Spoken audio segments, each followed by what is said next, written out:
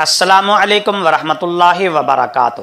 عزیزان محترم، یہ دو ویڈیو آپ دیکھ رہے ہیں، ان میں ایک حکومتی امداد ہے اور ایک ویڈیو میں عوامی امداد ہے۔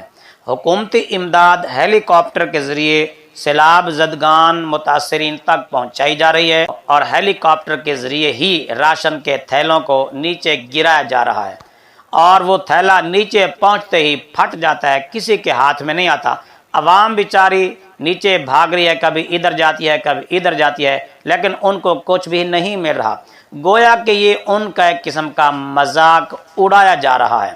ایک تو سیلاب ان کا سب کچھ بہا کر لے گیا، اور الٹا امداد کے نام پر ان کا مذاق بھی کیا جا رہا ہے، جبکہ دوسری طرف یہ لوگ راشن کے تھیلے اپنے سروں کے اوپر اٹھا کر سیلاب زدگان تک پہنچا رہے ہیں، اور باعزت طریقے سے ان کو راشن اپنے گھروں میں ہی مل رہا ہے۔